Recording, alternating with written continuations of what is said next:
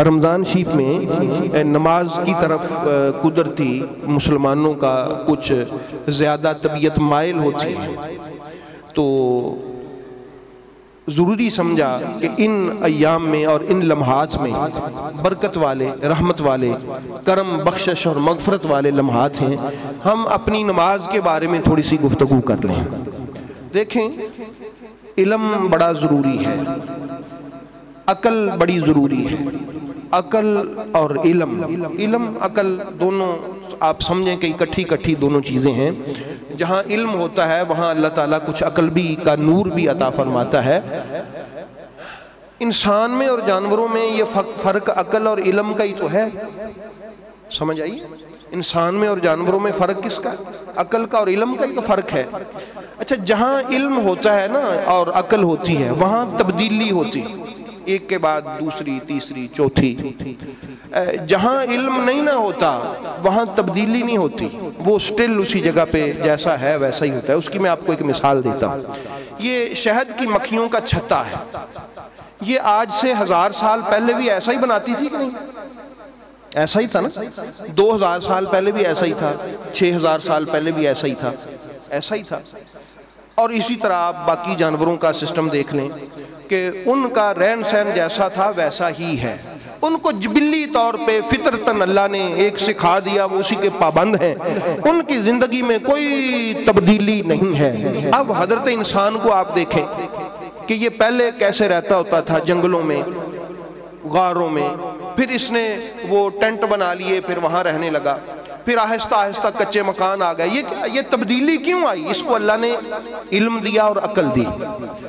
پھر وہ پکے مکان آ گئے، پھر محل آ گئے، کوٹھیاں آ گئیں، پیلس آ گئے، یہ ساری چیزیں، پھر بلڈنگیں آ گئیں، پھر 100 منزلہ بلڈنگ آ گئی۔ یہ ساری تبدیلیاں کس کی بدولت رونما ہوئی؟ علم اور عقل کی وجہ سے، علم اور عقل کی وجہ سے۔ ایسا ہی ہے۔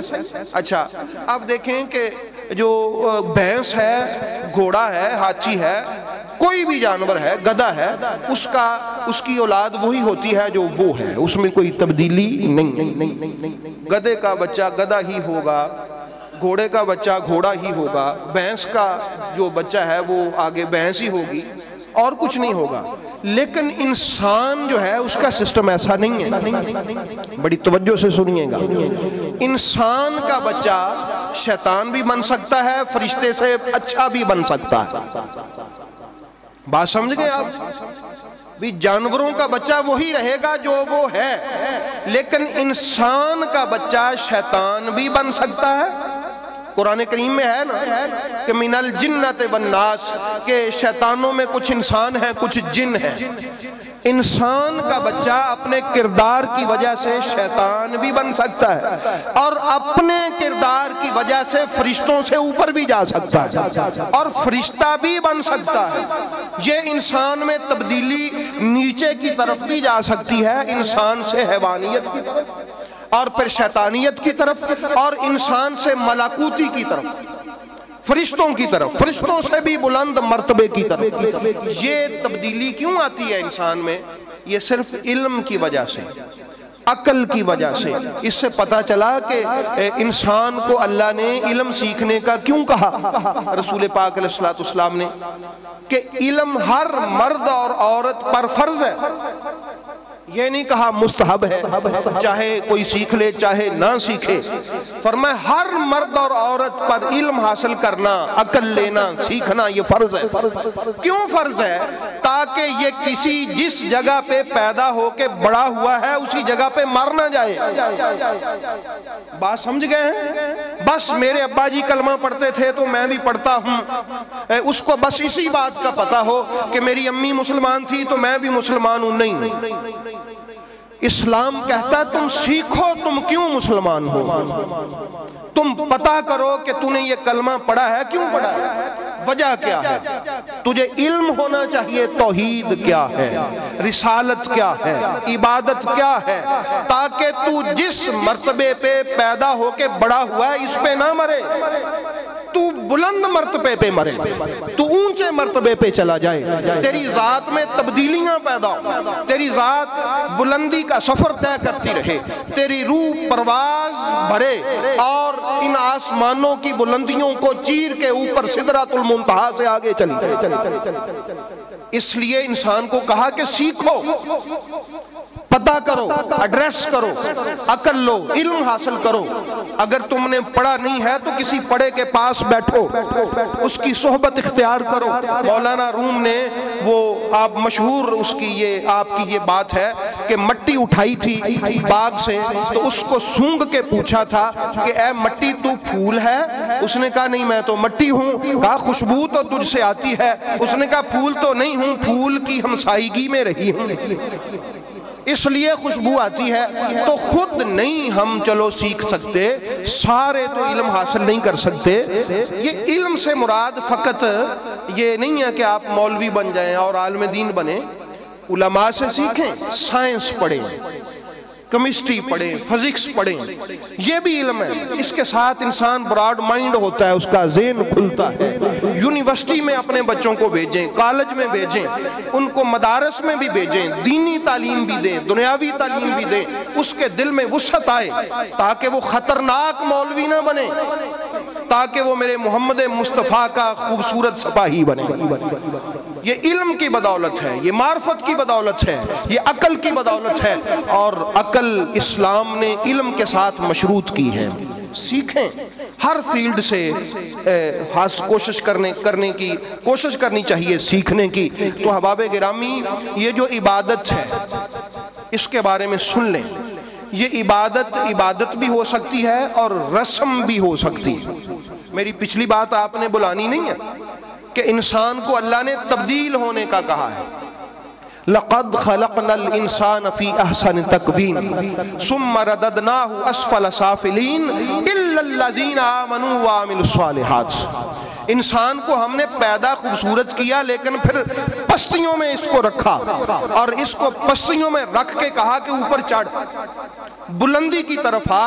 تو کون آیا؟ إِلَّا الَّذِينَ آمَنُوا وَعَمِلُوا الصَّالِحَاتِ، جو ایمان لے کے آئے اور اچھے اچھے کام کیے، جنہوں نے خوبصورت کام کیے، اصلاح کی، صالح بندے بنے، صالح فرمایا ان کو میں نے پھر بلندیاں عطا فرمائی۔ تو اس لیے احباب گرامی، یہ جو نماز ہے، یہ جو عبادت ہے، یہ جو روزہ ہے، یہ جو حج ہے، یہ جو زکوٰۃ ہے، یہ عبادت بھی ہے اور رسم بھی ہے۔ میں اس کی آپ کو ایک مثال دے دیتا ہوں۔ رسم مثلا میں نماز پڑھتا ہوں، نماز پڑھ کے میں چلا جاتا ہوں، اور میری ذات میں کوئی تبدیلی نہیں آتی نماز کے ساتھ، تو وہ میری عبادت نہیں ہے، وہ میں رسماً نماز پڑھتا ہوں۔ بات سمجھ گئے آپ؟ وہ ایک رسم ہے، پھر وہ عبادت نہیں ہے۔ اسلام رسم سے منع کرتا ہے، عبادت کا حکم دیتا ہے۔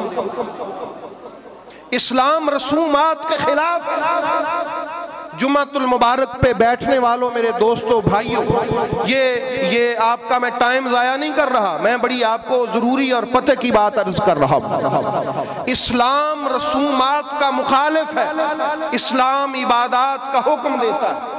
اگر میں آپ ہم آتے ہیں، نماز پڑھ کے چلے جاتے ہیں، ہماری روحانیت میں کوئی تبدیلی نہیں آتی، ہماری طبیعت میں کوئی تبدیلی نہیں آتی، ہمارے دل کی سختی کم نہیں ہوتی، ہمارے دل میں جو وحشت ہے وہ ختم نہیں ہوتی، ہمارا دل نرم نہیں ہوتا، تو آپ سمجھیں آپ رسم ادا کر رہے ہیں۔ اگر آپ نماز پڑھتے ہیں اور آپ کے دل میں نرمی آ رہی ہے، آپ کی طبیعت سے تکبر ختم ہو رہا ہے، آپ کی طبیعت میں اعتدال آ رہا ہے، آپ کا دل نرم ہو رہا ہے، اللہ کا ذکر سن کے آپ کے آنسو آنا شروع ہو گئے، اللہ تعالیٰ کی یاد پہ آپ کا جسم کپ کپا رہا ہے، آپ سمجھیں آپ رسم نہیں ادا کر رہے، آپ نماز ادا کر رہے ہیں۔ آپ کیا کر رہے ہیں؟ آپ روزہ رکھتے ہیں، آپ کی طبیعت میں حلال حرام کو پرکھنے کی، سمجھنے کی کوئی تبدیلی نہیں آتی، آپ کو کسی غریب کا دکھ سمجھ نہیں آتا، آپ کسی کی بھوک پیاس کو سمجھنے سے قاصر ہیں، آپ کا روزہ آپ کی رسم ہے، آپ کی عبادت نہیں ہے۔ اگر آپ کا روزہ آپ کو کسی کا دکھ سمجھاتا ہے، کسی دکھی اور کسی غریب کی غربت کا احساس دیتا ہے، کسی کے تکلیف کو محسوس کرنے کا احساس آپ کی طبیعت میں انڈیلتا ہے، پھر آپ کو مبارک ہو کہ آپ کا روزہ عبادت ہے۔ اگر نہیں ہے تو آپ کا روزہ ایک رسم ہے، رسم۔ آپ زکوٰۃ دیتے ہیں، آپ کی طبیعت میں ایسا پن آتا ہے کہ لوگ دیکھیں میں زکوٰۃ دے رہا ہوں۔ آپ خیرات کرتے ہیں، آپ کی طبیعت میں آتا ہے کہ لوگوں کو پتہ چلے کہ میں نے اتنا کیا ہے۔